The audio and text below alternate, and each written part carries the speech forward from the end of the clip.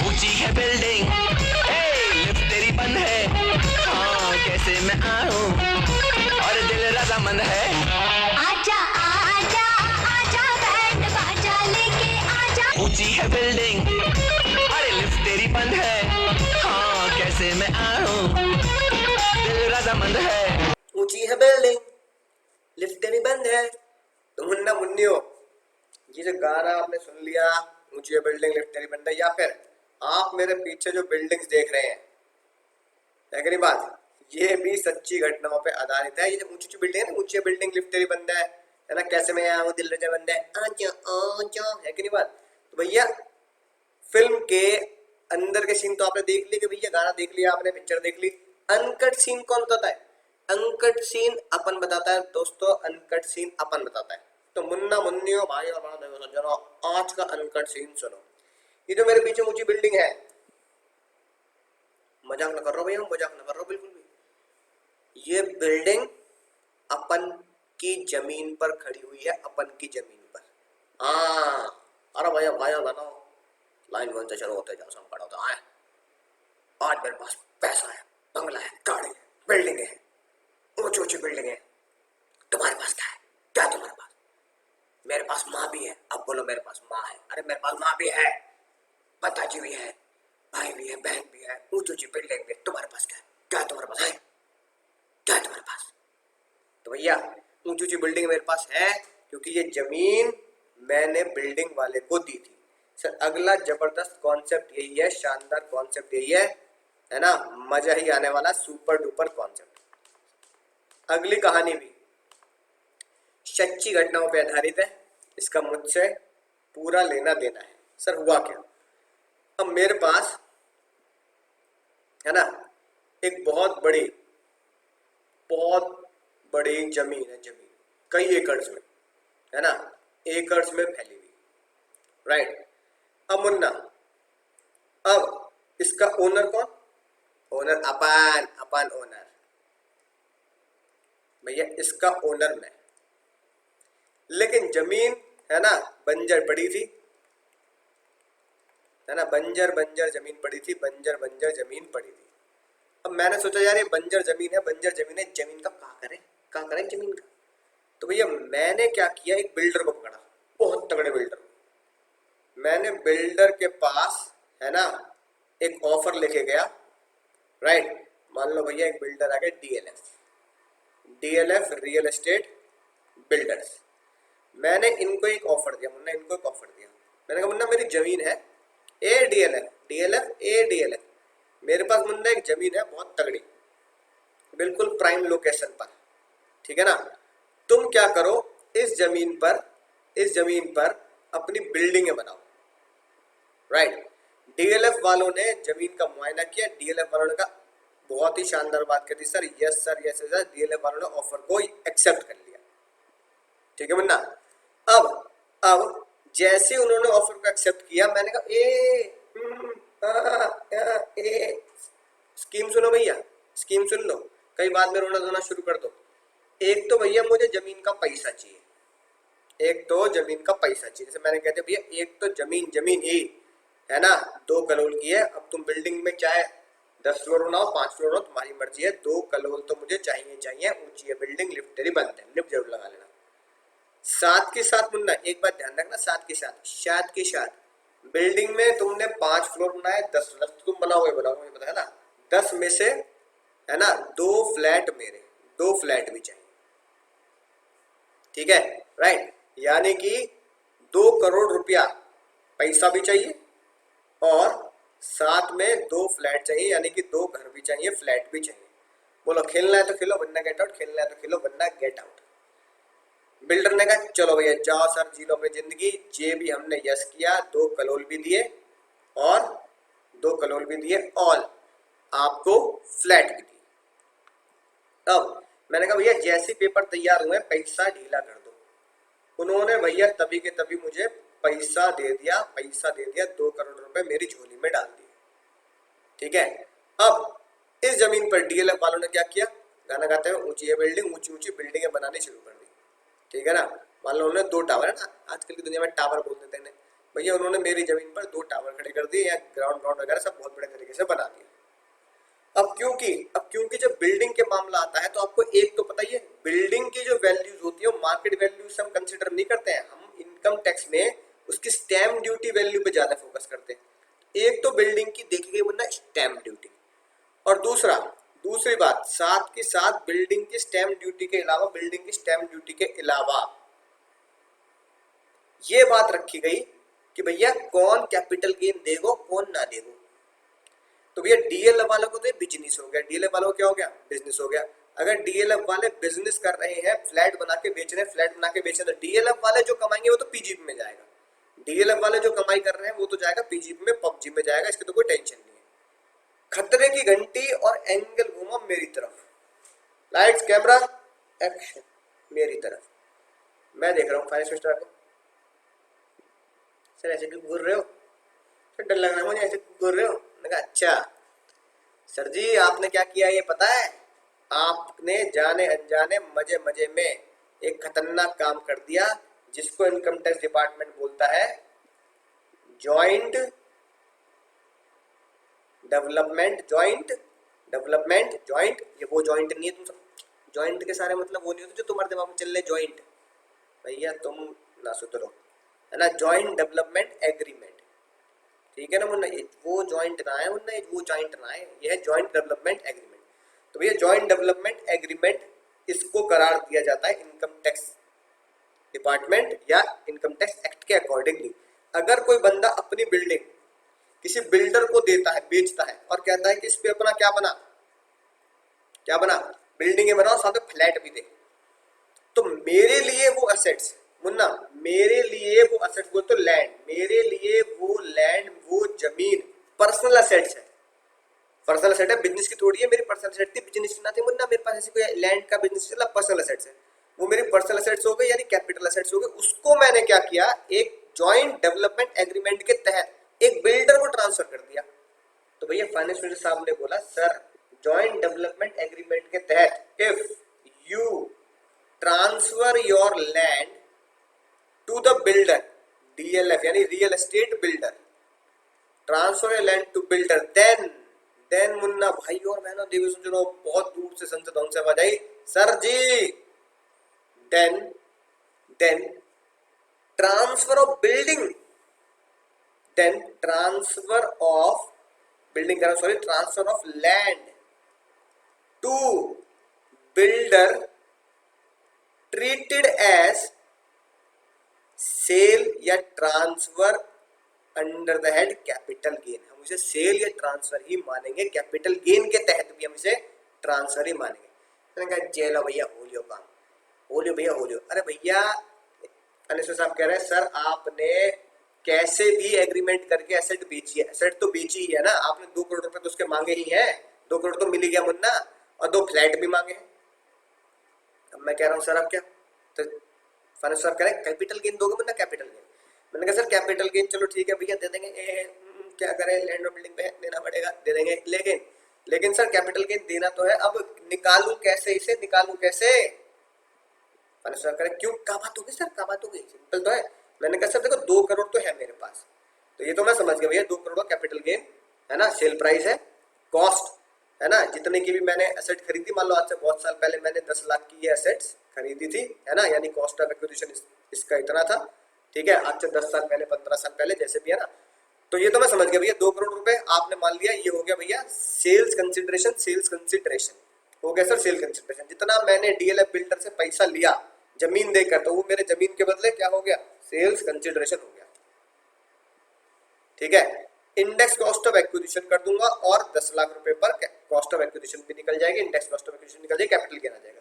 Sir ये जो value है इसका क्या मसला है, इसका क्या मसला है, फ्लैट का, फ्लैट का मसला है, फ्लैट का मसला है।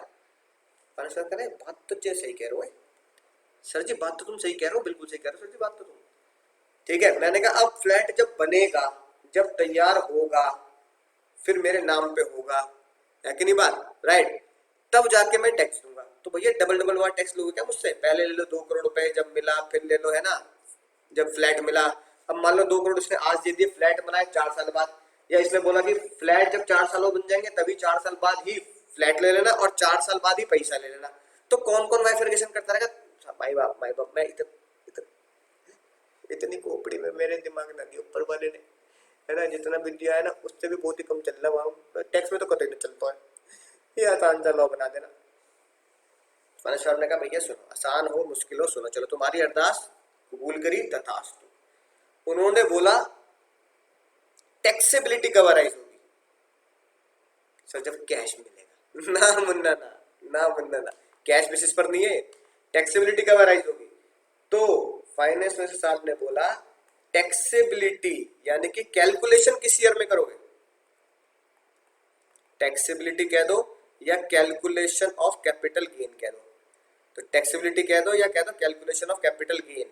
तो taxability arise in the year, उस ईयर में, जिस ईयर में कंपिटेंट अथॉरिटी यानी कि जैसे लोकल बिल्डिंग डेवलपमेंट अथॉरिटी जो होती है ना सरकारी, उसे बोलता है कंपिटेंट अथॉरिटी। एग्जाम में से कोई लेना देना नहीं है, इतना ध्यान रखो, कंपिटेंट अथॉरिटी होती है जो चेक करती है आपने बिल्डिंग सही तरीके से बने, चूना तो ना भर दिया उसमें, है ना, सीमेंट की जगह रेत तो ना डाल दिया, पता लगा बिल्डिंग गिर गई। तो कंपिटेंट अथॉरिटी बनाई जाती है जो चेक करती है कि आपकी बिल्डिंग मजबूत है, अंबुजा सीमेंट से बनी हो या बांगर सीमेंट, सस्ता ना है सबसे अच्छा ऐसे सीमेंट से बनी हो ताकि ये गिरे ना।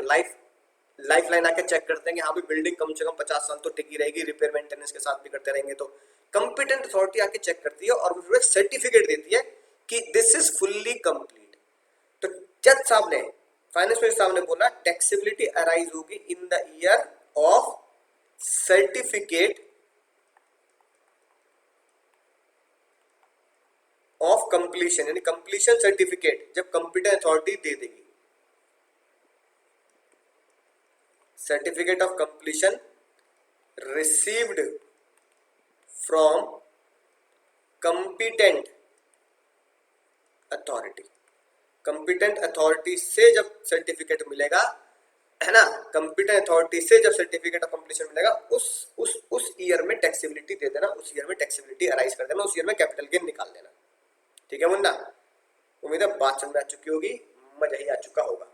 सर फिर मैंने पूछा सर एक चीज और बता देते तो सर भला हो जाए तो हमारा भी, सर एक चीज और बता देते तो हमारा भी भला हो जाओ। तो फाइनेंस साहब ने बोला भैया पूछो सर, इससे आगे मत पूछना। मैंने कहा सर इतनी बात समझ में आ गई, इसे हम आज के बाद नाम देंगे जॉइंट डेवलपमेंट अकाउंट। जो लैंड मैंने डीएलएफ या किसी बिल्डर को ट्रांसफर कर दी उसे माना जाएगा transfer into that capital gain, यानी कि सेल की कैटेगरी जैसा ही माना जाएगा।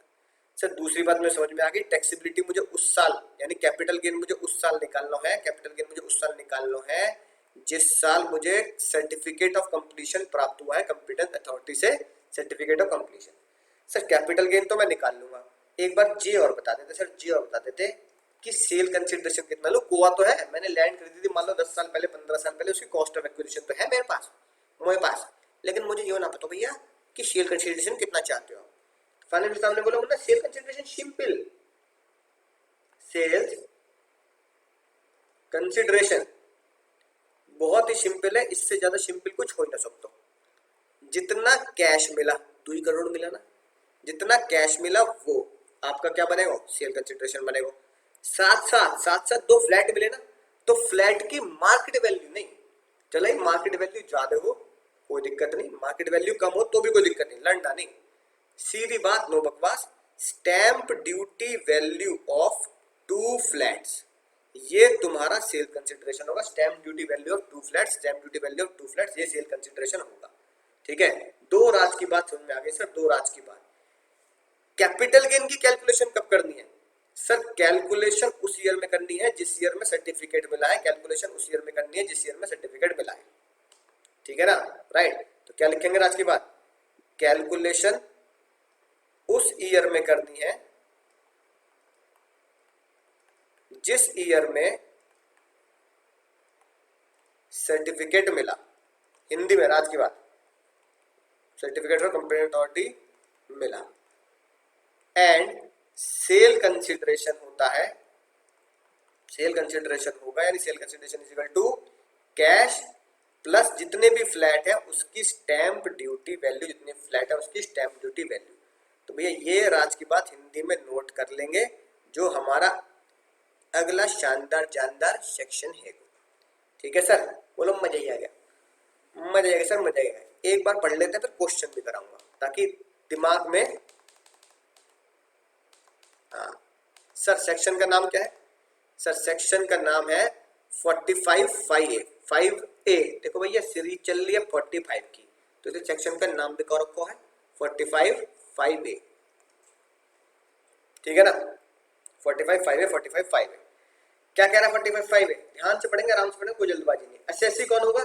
यानी ये वाला मामला सिर्फ इंडिविजुअल और एचयूएफ के लिए होता है, यानी कंपनीज पार्टनरशिप के लिए जे नहीं लगता। वैसे भी हमारे एग्जाम में इंडिविजुअल्स के ही और एचयूएफ के क्वेश्चन आते हैं, कंपनी के क्वेश्चन अगले लेवल पे आप करेंगे।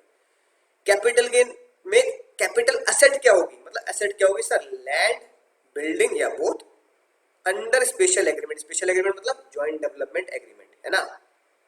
कैपिटल गेन, अगली बात देखो, capital gain chargeable to income tax. सबसे डेंजर बात, इसलिए मुन्ना इस पे मैंने हाईलाइट भी कर रखा है येलो कलर से।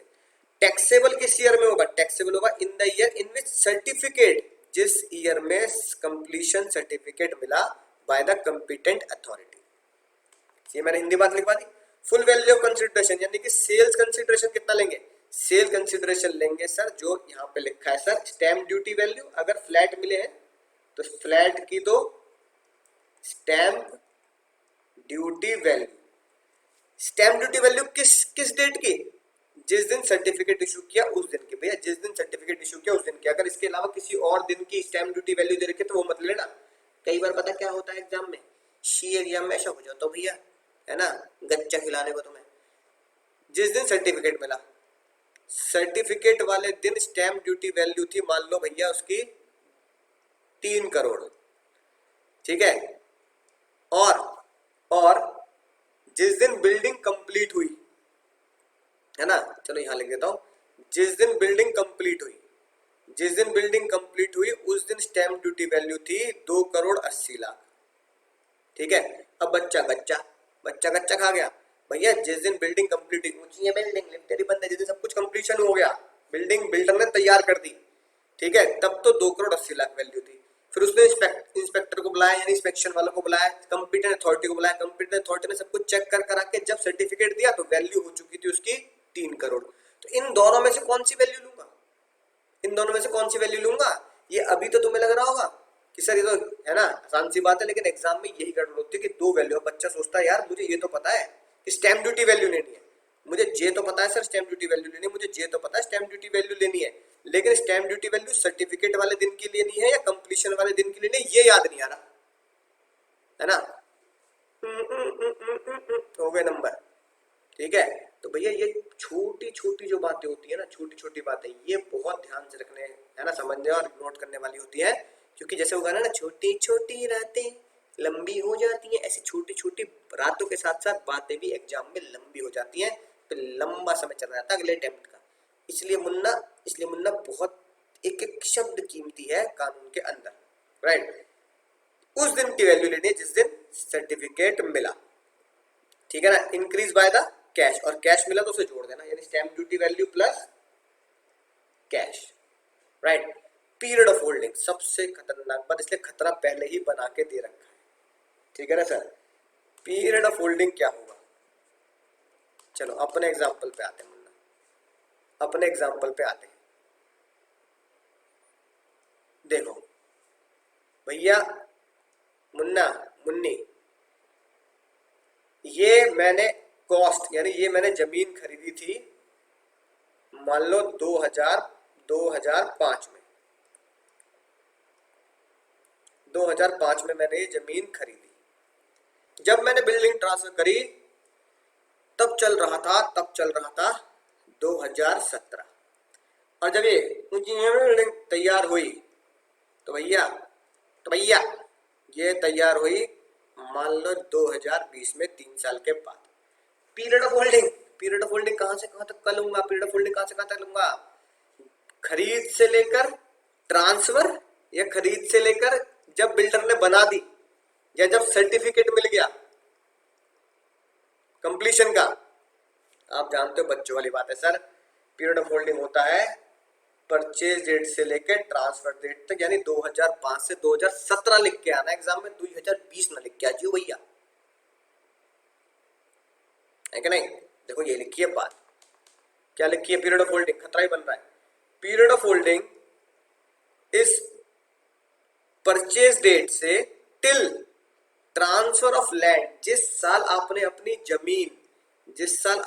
जमीन या कोई भी बिल्डिंग, है ना, किसको दी हो, जॉइंट डेवलपमेंट अकाउंट में दी हो, कि भैया लैंड दिया उसके ऊपर बिल्डिंग बना ले, या मैंने बिल्डिंग दी है इसे तोड़कर फिर से और बिल्डिंग बना ले, या बिल्डिंग के ऊपर और बिल्डिंग बना ले, जो भी आपने दिया, या दोनों दे दिए, भैया मेरी जमीन भी है और मेरा उस पर बिल्डिंग भी है, घर भी है, अब तुझे ही इसको कंप्लीट करना है, आगे बढ़ाना है, और मुझे तो जमीन के पैसे और फ्लैट दे दियो, कुछ भी दिया हो, लैंड दिया हो, लैंड और बिल्डिंग दोनों दी हो, या बिल्डिंग दे दी हो, कब, जब ट्रांसफर किया उस दिन तक का पीरियड ऑफ होल्डिंग देखना है। जैसे हमने अगर 2017 में, अगर मैंने 2017 में अपनी जमीन दी थी डीएलएफ को, तो 2017 तक का ही पीरियड हमें देख के चलना है, राइट।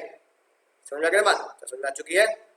ये कह रहे हैं जो भी आपने ये बातें पढ़ी, एप्लीकेबल नहीं होंगी where SSC transfer is share in the project on or before the date of issue of certificate, यानी कि सर्टिफिकेट मिलने से पहले, सर्टिफिकेट कब मिला, 2020 में मिला, लेट से सर्टिफिकेट मिलने से पहले मैंने अपना कोई भी फ्लैट, है ना, मैंने अपना कोई भी फ्लैट अगर बेच दिया, राइट, ठीक है, सर्टिफिकेट मिलने से पहले बिक दे किसी को, भैया मिलता रहेगा भैया मेरा शेयर तो बिक दे, मुझे पैसे की जरूरत है, तो फाइनेंस साहब कह रहे हैं कि ये सेक्शन अप्लाई नहीं होंगे, ये subsection, provision of this subsection apply नहीं होगा अगर सर्टिफिकेट से पहले ही आपने अपने एसेट बेच दिए, in such case capital gain taxable in the year of transfer. यानी सबसे खतरनाक बात क्या है, सबसे खतरनाक बात ये है जो मैं ग्रीन पेन से हाईलाइट कर रहा हूं, उस केस में टैक्सेबिलिटी उस ईयर में अराइज नहीं होगी जिससे सर्टिफिकेट मिला है, टैक्सेबिलिटी कब अराइज होगी, इन the year of transfer of your flat या शेयर, ठीक है। यानी कि इस केस में अगर ऐसा हुआ है कि मैंने अपने दोनों फ्लैट सर्टिफिकेट से पहले ही बेच दिए, अगर मैंने दोनों फ्लैट सर्टिफिकेट से पहले ही बेच दिए, तो टैक्सेबिलिटी किस ईयर में अराइज होगी, टैक्सेबिलिटी अराइज हो जाएगी, मुझे टैक्स देना पड़ेगा जिस ईयर में मैंने अपना फ्लैट बेचा है, जिस ईयर में फ्लैट बेचा, ठीक है मुन्ना। कंप्लीशन सर्टिफिकेट मिला मान लो, है ना, 2020 में, जैसे अपने एग्जांपल में कंप्लीशन सर्टिफिकेट मिला 2020 में, मैंने अपना फ्लैट कंप्लीशन सर्टिफिकेट से पहले 2019 में ही बेच दिया, तो टैक्सेबिलिटी यानी मुझे टैक्स देना पड़ेगा इन 2019 में ही मेरी टैक्सेबिलिटी अराइज हो जाएगी, कंप्लीशन सर्टिफिकेट का वेट नहीं करना पड़ेगा, क्योंकि कंप्लीशन सर्टिफिकेट मिलने से पहले आप वो असेट बेच चुके हैं, तो फिर कंप्लीशन सर्टिफिकेट के ईयर में ही टैक्सेबिलिटी निकालनी है, ये वाला लॉ नहीं लगेगा। राज की बात अगर करें, ये वाला पॉइंट अगर छोड़े तो राज की बात क्या है, नॉर्मली डेट ऑफ ट्रांसफर कहां से कहां तक होता है, जब खरीदी तब, और कब तक, जब मैंने बिल्डर को ट्रांसफर करी। मजा आया, और ये मजा मैं पूरे हिंदुस्तान को देना चाहता हूँ, ठीक है, राइट, समझ आ गई होगी बात। सेल कंसिडरेशन क्या होता है, एसडीवी, किस डेट पर, जब कंप्लीशन सर्टिफिकेट मिला प्लस जो 2 करोड़ रुपए मॉनेटरी पेमेंट मिली, उनको जोड़कर ही सेल कंसिडरेशन होता है। इस बार लिखना आने की बजाय मैंने ये बात तुम्हें लिख कर दे रखी है ताकि घुटनों में बात पहुंच जाए। बोलो मजा आ गया, बोलो मजा आ गया सर, मजा ही आ गया। क्वेश्चन नोट्स तो है आपके पास, फिर भी ये क्वेश्चन ध्यान से पढ़ेंगे और इसे मैं अभी सॉल्व करा रहा हूं बिना किसी टेंशन के।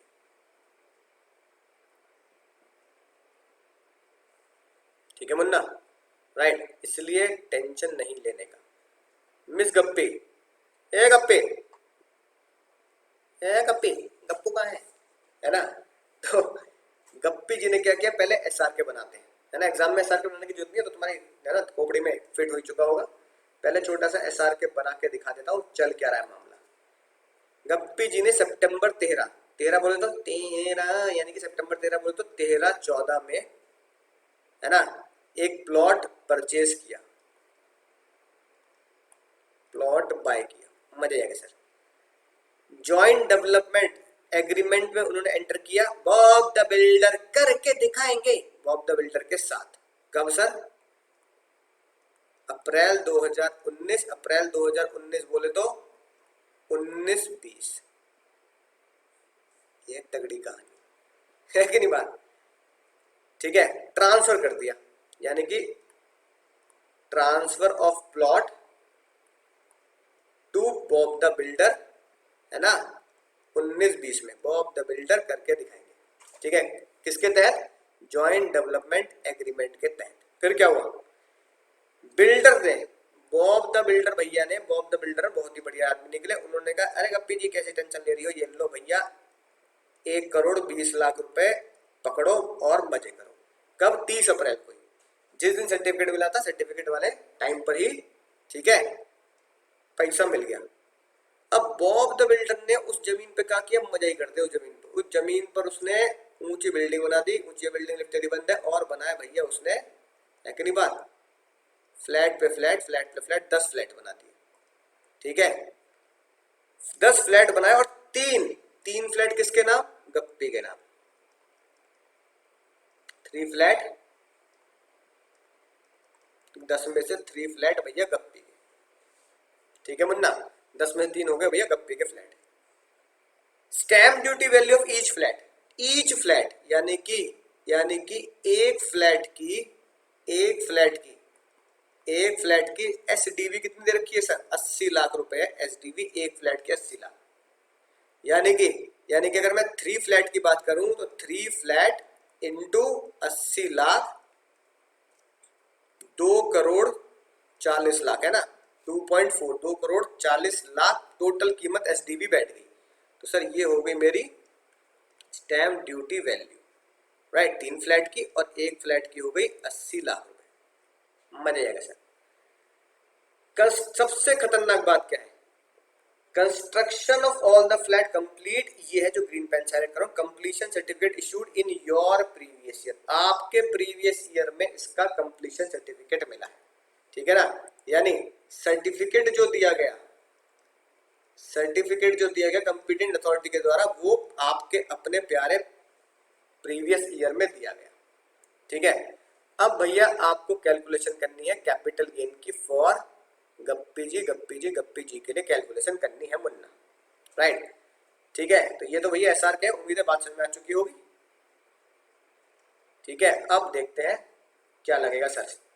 सबसे पहला पॉइंट जो आप बचपन से सीखते आ रहे हैं कैपिटल गेन के, एज पर सेक्शन 214, है ना, लैंड बिल्डिंग एसेट, ये बात आप जानते ही हैं। एज पर सेक्शन 242 है, ये लटका हो चुकी है। ठीक है, पीरियड ऑफ होल्डिंग कहां से कहां तक, सबसे इंपॉर्टेंट इसके नंबर है मुन्ना, इसके नंबर है जो मैं लिखने जा रहा हूँ पीरियड ऑफ होल्डिंग के।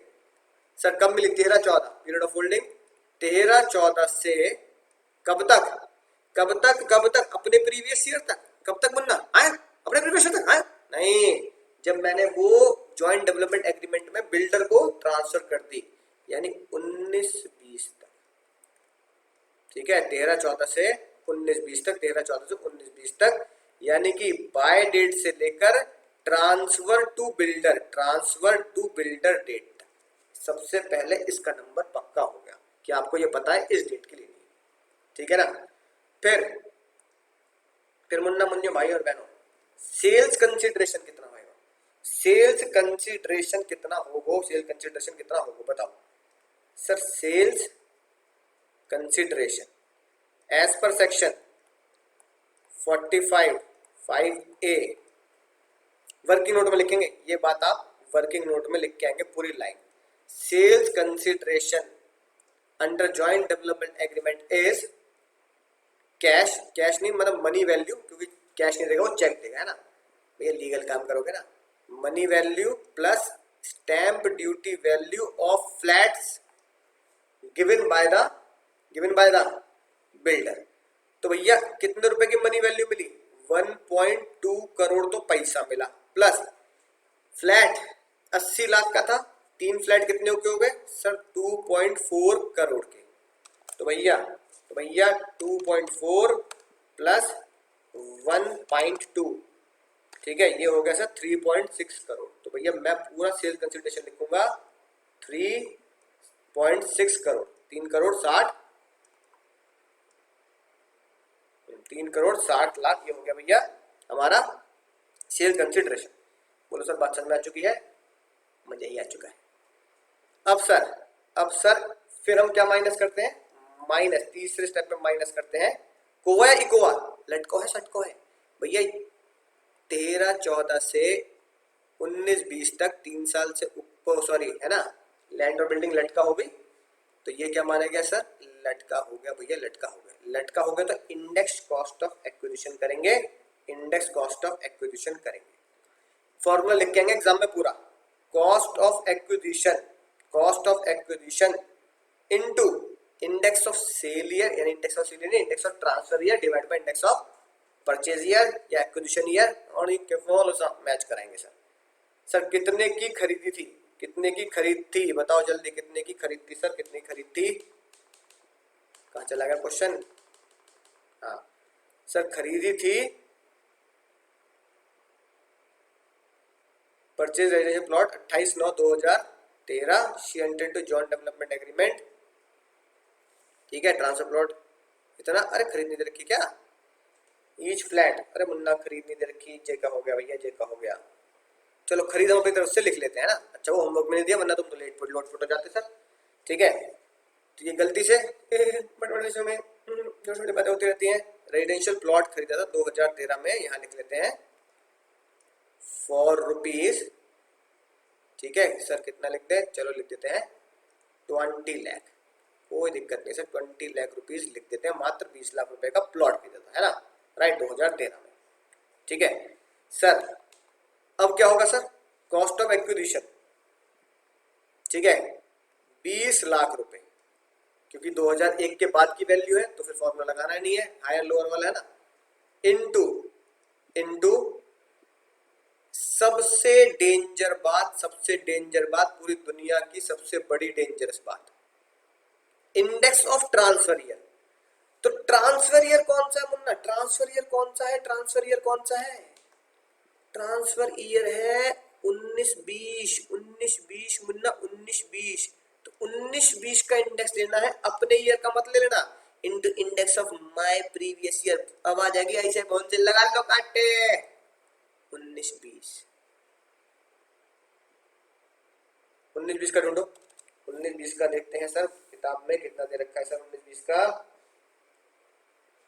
289 मुन्ना, 289, और किस ईयर का सर? 13-14, 220, ठीक है मुन्ना, राइट। निकाल दो sir, 20 lakh into 289 divide by 220, ये आ गया सर 26,272,272 क्या करें, है ना। इंप्रूवमेंट कोई नहीं कही, यानी जमीन पे क्या इंप्रूवमेंट कर लोगे, है ना। कोई एक्सपेंस ऑन सेल है क्या सर? नहीं, एक्सपेंस ऑन सेल भी नहीं है, तो एक्सपेंस ऑन सेल भी मुन्ना निल है, राइट। तो अब कैपिटल गेन कितना होगा गप्पी जी के लिए कैपिटल गेन कितना होगा? ये गप्पी देखियो रे, कैपिटल गेन कितना है तेरा, ठीक है। 3,60,00,000, है ना, ध्यान से देखना पड़ता है, अमाउंट कभी गड़बड़ हो जाए ना। 27,272, ये आ गया सर 3,33,72,728। सर क्या बनेगा सर? ये मेरा सर चे बनेगा मेरा, क्योंकि एसेट लॉन्ग टर्म थी तो गेन भी लॉन्ग टर्म कैपिटल गेन ही बनेगा, राइट। तो मतलब इस क्वेश्चन को ध्यान से करेंगे। सबसे जरूरी चीज, कैलकुलेशन मैंने किस ईयर में करी है? ठीक है। अगर मैं सॉल्व करूंगा इस क्वेश्चन को तो किस ईयर में कैलकुलेशन करूंगा सर? कैलकुलेशन ऑफ कैपिटल गेन किस ईयर में? In year of completion certificate received.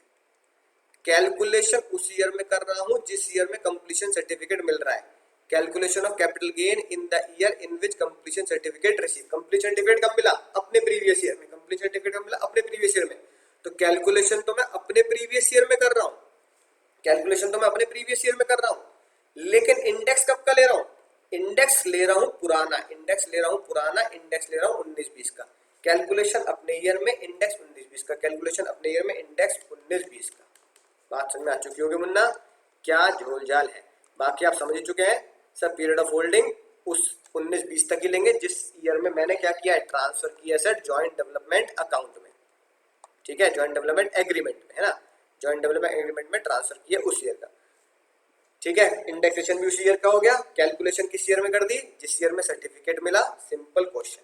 अगर तुम अब गौर से देखो मुन्ना मुन्नी, अगर तुम गौर से देखो, अब तक हमने जो सेक्शन पढ़े हैं, अब तक हमने जो सेक्शन पढ़े हैं, क्या खतरनाक सेक्शन पढ़े, मजेदार मजेदार।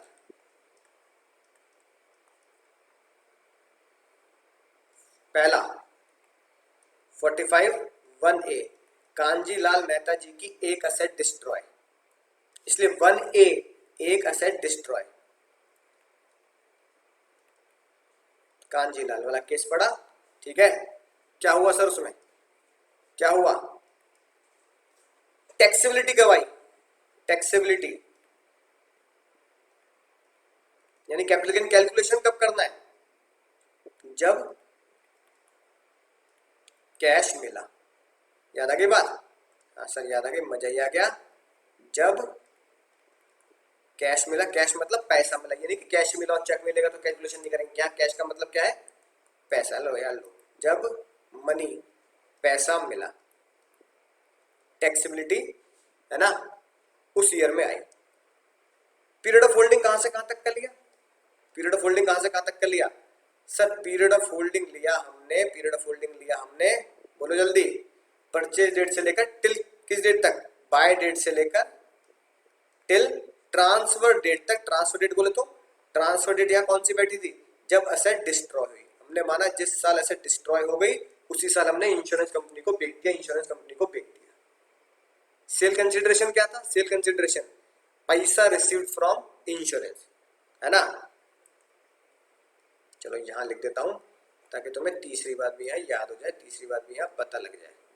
सर सेल कंसिडरेशन कितना था, सेल कंसिडरेशन था compensation, insurance compensation received from insurance, compensation जितना हमें रिसीव हुआ, ठीक है। या कोई अगर एसेट रिसीव हुई है जो क्वेश्चन कराया उसकी मार्केट वैल्यू। तो भैया सेल कंसिडरेशन समझ गए, टैक्सेबिलिटी उस साल समझ गए, पीरियड ऑफ होल्डिंग समझ गए। बोलो मजा ही आ गया सर, मजा ही आ गया सर।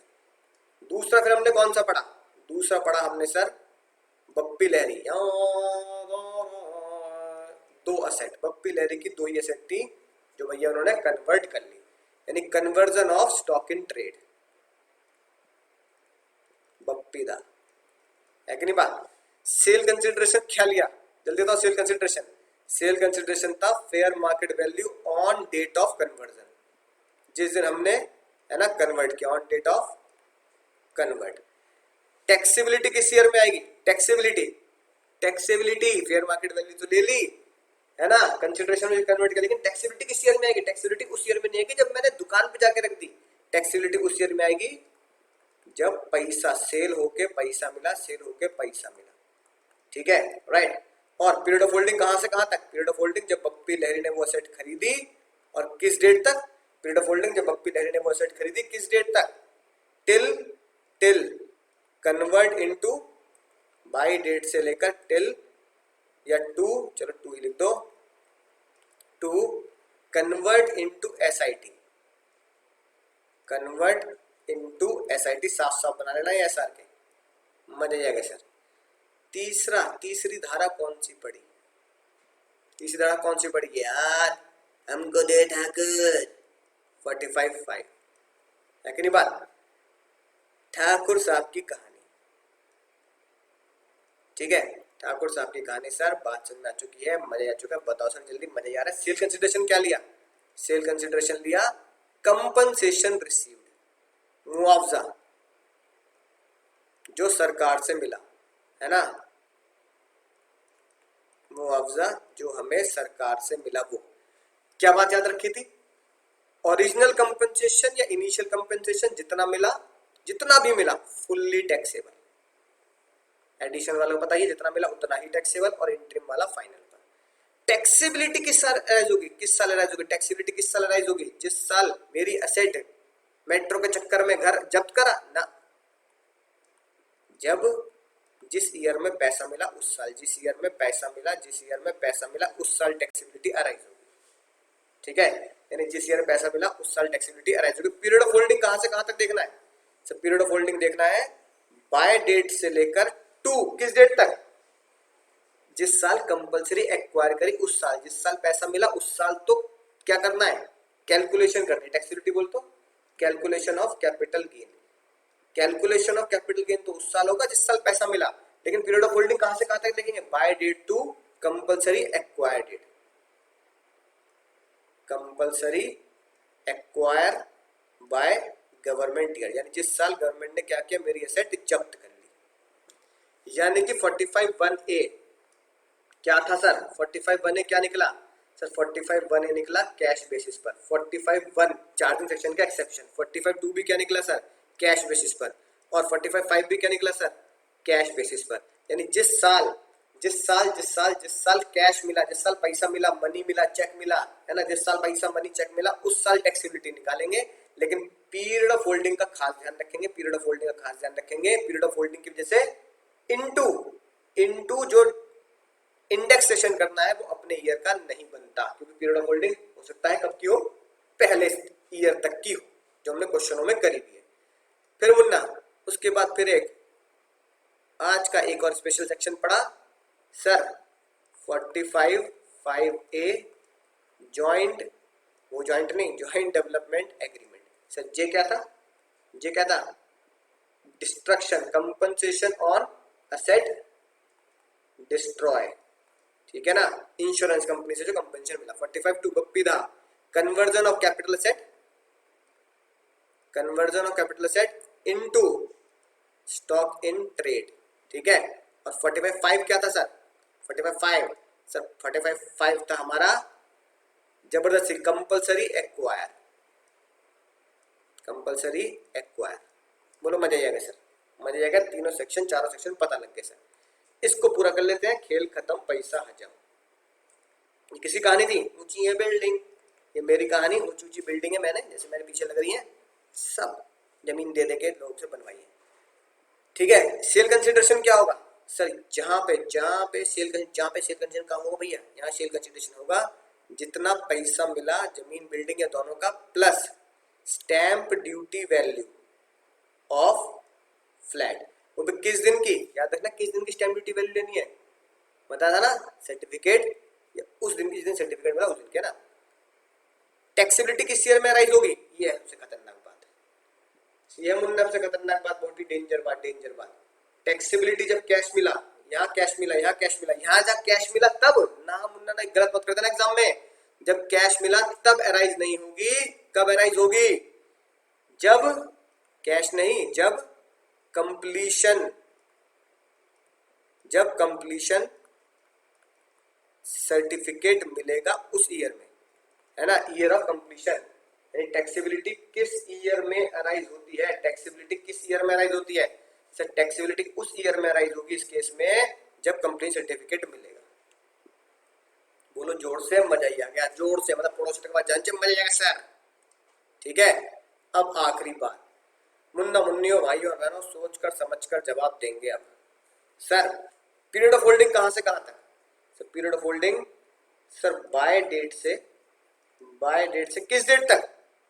जब मैंने अपनी एसेट ट्रांसफर करी बिल्डर टू लैंड या बिल्डिंग या both transfer to builder under joint development agreement. यानी सिंपल सी बात, उस डेट तक जब मैंने बिल्डर को ट्रांसफर करी। ये चार ऐसे सेक्शन है जिसमें cost of acquisition into index of transfer year अपने प्रीवियस ईयर का ना होके पुराने ईयर्स का हो सकता है, पुराने ईयर्स का बिल्कुल 100% हो सकता है। तो ये चार ऐसे सेक्शन थे जिसमें नीचे क्या आएगा? इंडेक्स ऑफ, है ना, एक्विजिशन ईयर या परचेज ईयर। तो cost of acquisition into index of transfer year, ये वो सेक्शन इसमें इंडेक्स ऑफ ट्रांसफर ईयर पुराने ईयर्स का मिल सकता है आपको, पुराने ईयर्स का मिल सकता है, जरूरी नहीं कि जो आपका ईयर चल रहा है उसी का मल्टीप्लाई करूंगा ना, पुराने ईयर्स का है कि नहीं बात, राइट। 12-13 का, 14-15 का, 18-19 का, उस ईयर का भी मिल सकता है और उससे ही मल्टीप्लाई करना पड़ेगा। ये स्पेशल स्पेशल गुलाब जामुन की तरह स्पेशल 4 सेक्शन है जिसमें इंडेक्स ऑफ सेल ईयर आपका किसी और ईयर का यानी पुराने पिछले ईयर्स का हो सकता है। मुझे दोस्तों एसआर के बिल्कुल खोपड़ी में घुस चुका होगा। बोलो सर मजे आ गया, मजे आ गया, मजे आ गया। तो बस करना क्या है, क्वेश्चंस करने हैं इसके, जिस भी बुक से मिले, कहीं से भी मिले, कैसे भी मिले, क्वेश्चन करते चले जाओ, आईसीआई की बुक से क्वेश्चन करते चले जाओ। मैं मिलूंगा अगले लेक्चर में, तब तक आपको पता ही करना क्या, रेस्ट नहीं लेना, रेस्ट नहीं लेना जब तक क्लियर नहीं हो जाएगा एग्जाम, रेस्ट नहीं लेना, पढ़ते रहो, सीखते रहो, आगे पढ़ते रहो, दुआ में याद रखते रहो।